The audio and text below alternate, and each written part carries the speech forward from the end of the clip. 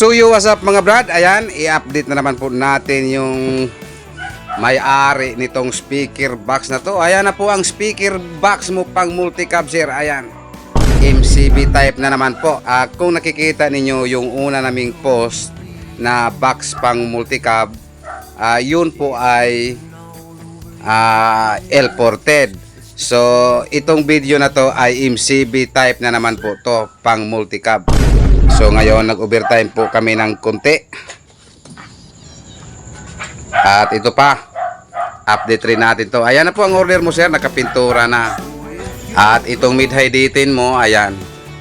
Ito na lang po ang racket at saka horn. So shout out, ito po ang pipinturahan namin bukas.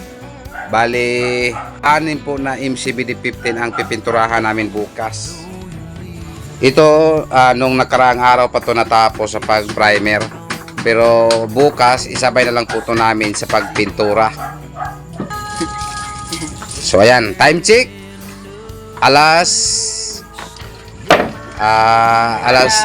Time check 8:30 ng gabi.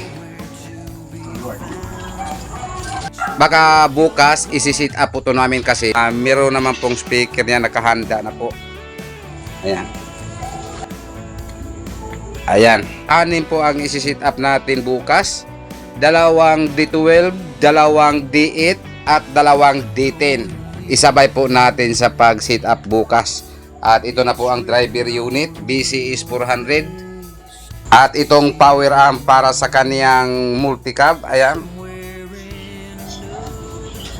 Isi-sit up po to natin bukas. Actually, hindi po ako ang mag-sit up niyan. May tinawagan po ako na technician na siya po ang mag-sit up niya. Kasi hindi po ako marunong sa pag-sit up ng pangsasakyan mga brad. Kasi meron pang parametric.